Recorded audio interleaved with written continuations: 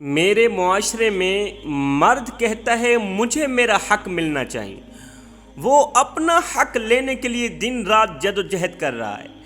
بیوی کہتی ہے مجھے میرا حق ملنا چاہیے۔ وہ اپنا حق لینے کے لیے دن رات کوشش کر رہی ہے۔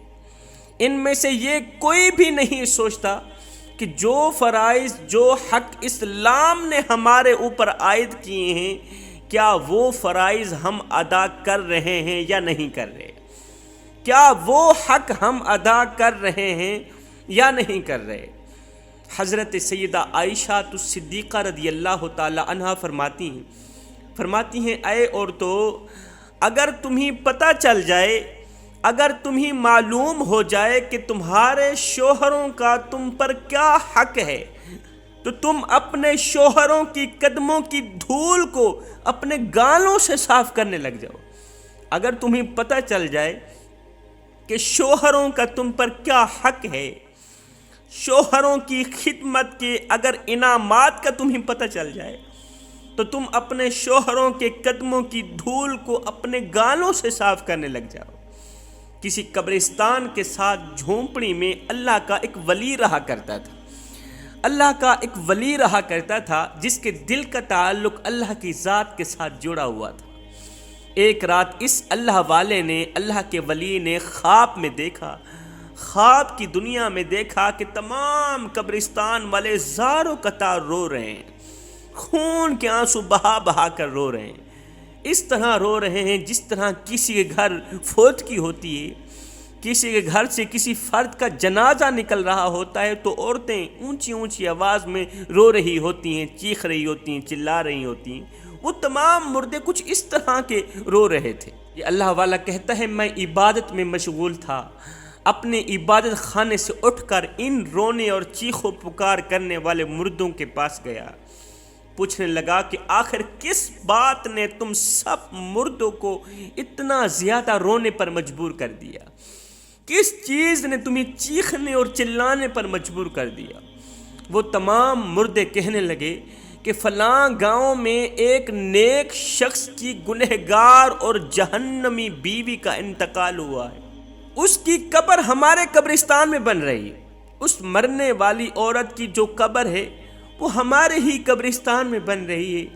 اس گنہگار عورت کو قبر میں جو عذاب ملے گا، اس عذاب کی نحوست ہم سب پر پڑے گی۔ بس اس آنے والی نحوست کی وجہ سے ہم سب لوگ اتنے پریشان ہیں اور زاروں قطار رو رہے ہیں۔ اس کی قبر ہمارے قبرستان میں بن رہی ہے۔ اس گنہگار عورت کو قبر میں جو عذاب ملے گا نا، وہ اتنی بڑی گنہگار ہے، بدکار ہے، سیاہکار ہے، خطاکار ہے۔ اس عذاب کی نحوست ہم سب پر پڑے گی۔ بس اس آنے والی نحوست کی وجہ سے ہم سب لوگ پریشان ہیں، رو رہے ہیں۔ اور افسوس کا مقام یہ ہے کہ اس وقت ہمارا رونے کے سوا کوئی بھی چارہ نہیں ہے۔ ہم دعا بھی نہیں کر سکتے کہ یا اللہ ہمیں اس سے بچا۔ یہ اللہ والا خواب سے بیدار ہوا، سیدھا قبرستان کی طرف گیا، دیکھا کہ کچھ لوگ قبر کی کھدائی کر رہے ہیں، کچھ لوگ ہیں جو قبر تیار کر رہے ہیں۔ پوچھا یہ کس کی قبر بنا رہے ہو؟ کھدائی کرنے والوں نے کہا کہ فلاں نیک شخص کی بیوی فوت ہو گئی ہے، فلاں نیک شخص کی بیوی کا انتقال ہو گیا، اس کی قبر تعمیر کر رہے ہیں۔ اس اللہ والے نے انہیں رات والا خواب سنایا، رات والا سارا واقعہ، ساری کہانی سنائی۔ سن کر سب لوگ خوف زدہ ہو گئے، حیران ہو گئے، توبہ کرتے کرتے قبر کی کھدائی روک دی۔ یہ حیران کن خبر پورے شہر میں پھیل گئی کہ اللہ والے نے اس طرح خواب دیکھا ہے۔ یہ حیران کن خبر پورے شہر میں پھیل گئی۔ قصہ مختصر، قبرستان سے کافی دور اس عورت کو دفنایا گیا۔ تدفین کے بعد محلے کی کچھ عورتیں اس نیک انسان کے گھر میں آئیں، اس نیک دل شخص کے گھر میں آئیں، کہنے لگی ہمیں بتایا جائے کہ آپ کی بیوی کے شب و روز کیسے گزرے، آپ کی بیوی کی زندگی کیسے گزری، آخر وہ کون سے ایسے اعمال کیا کرتی تھی کہ جن اعمالوں نے قبرستان والے مردوں کو بھی رونے پر مجبور کر دیا۔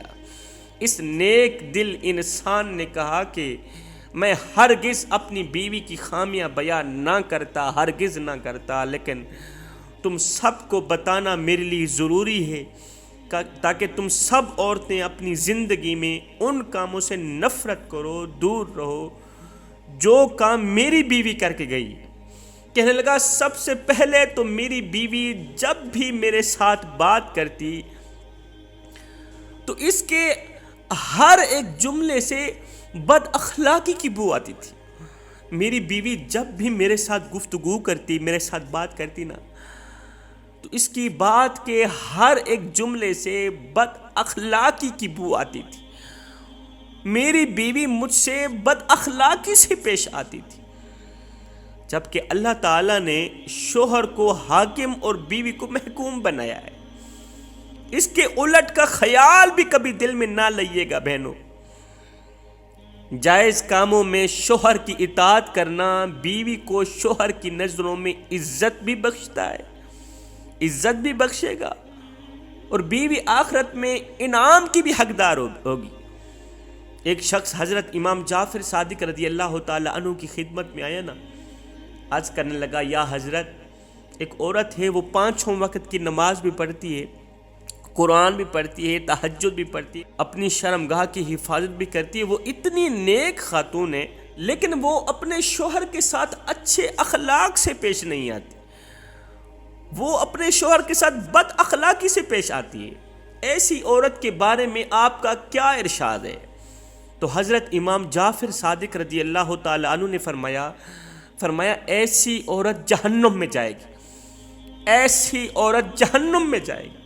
نماز، روزہ، حج، زکوٰۃ، ان تمام عبادات کے باوجود بھی، تہجد پڑھنے کے باوجود بھی، 5 وقت کی نمازیں پڑھنے کے باوجود بھی وہ جہنم میں جائے گی۔ اور اگر ایسی عورت اپنے شوہر سے اچھے اخلاق سے پیش آئے، شوہر کی شکر گزار ہو، اس سے اچھے اخلاق سے پیش آئے، تو میرے کریم نبی نے فرمایا ایسی عورت جنت کے جس راستے سے چاہے داخل ہو جائے، اسے کوئی روکنے والا نہیں ہوگا۔ وہ نیک دل انسان کہنے لگا جب میرے پاس پیسہ تھا، دولت تھی، گاڑیاں تھی، بینک بیلنس تھا، اچھے وقتوں میں میں اپنی بیوی پر ہزاروں نعمتیں لٹاتا رہا، جب میں امیر تھا اپنی بیوی پر ہزاروں کروڑوں نعمتیں لٹاتا رہا، لیکن جب میں غربت کا شکار ہوا، اللہ اکبر، تو بیوی کہتی میں نے آپ میں کبھی کوئی بھلائی نہیں دیکھی۔ جب میں امیر تھا، جب میں اچھا خاصا تھا، بیوی پر ہزاروں نعمتیں لٹاتا رہا، لیکن جب میں غربت کا شکار ہوا تو وہی بیوی کہنے لگی کہ آپ میں نے کبھی بھی کوئی اچھائی نہیں دیکھی، آپ میں کبھی بھی میں نے کوئی بھلائی نہیں دیکھی، میرے تمام احسانات کی ناشکری کرتی تھی۔ جہاں تک مجھے لگتا ہے کہ اس کے منہ سے نکلے 3 جملے ہی اسے جہنم میں لے جانے کا ذریعہ بنے ہوں گے۔ عورتوں نے پوچھا کہ وہ 3 جملے کون کون سے تھے؟ تو اس اللہ کے نیک بندے نے کہا کہ نمبر 1 وہ جملہ جس میں بد اخلاقی کی بو آتی تھی، کوئی ایسا جملہ بولتی تھی جس جملے میں بد اخلاقی کی بو آتی تھی۔ نمبر 2 وہ جملہ جس میں میرے تمام احسانات کی ناشکری ہوتی تھی۔ نمبر 3 ایسا کوئی بھی جملہ جو میری پریشانی کا سبب بنتا تھا۔ اے اسلام کی مقدس شہزادیوں، خدا را اپنے شوہر کے آگے یہ 3 جملے کبھی بھول کر کے بھی نہ بولنا۔ بیوی کے لیے ضروری ہے کہ وہ شوہر کے احسانات کی ناشکری سے بچے، کیونکہ یہ بری عادت نہ صرف اس کی دنیاوی زندگی میں زہر گھول دے گی بلکہ آخرت بھی تباہ کر دے گی، آخرت بھی برباد کر دے گی۔ میرے نبی نے فرمایا صحابہ 3 لوگ اس طرح کے ہیں جن کی نہ تو نماز قبول ہوتی ہے نہ تو کوئی بھی نیکی قبول ہوتی۔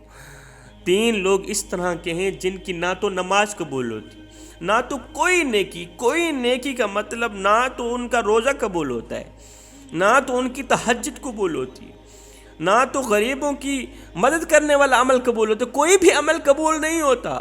آقا وہ 3 بدبخت لوگ ہیں کون کون سے؟ فرمایا پہلا بھاگا ہوا غلام، جب تک واپس اپنے مالک کے پاس نہیں آتا تب تک وہ جتنی بھی عبادت کرے اس کے منہ پہ مار دی جاتی، اللہ تعالیٰ قبول نہیں کرتا۔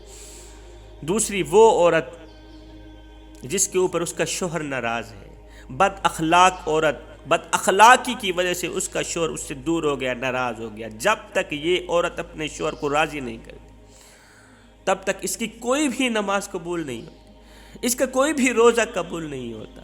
نمبر 3، شراب پینے والا شراب کے نشے سے جب تک فارغ نہیں ہوتا، جب تک اپنے ہوش و حواس میں نہیں آتا، جب تک یہ توبہ نہیں کرتا، اس کی کوئی بھی نیکی قبول نہیں ہوتی، اس کی کوئی بھی نماز قبول نہیں ہوتی۔ ان 3 جملوں سے بچے رہنا، انشاءاللہ دنیا میں بھی کامیاب ہو جاؤ گی، آخرت میں بھی کامیاب ہو جاؤ گی۔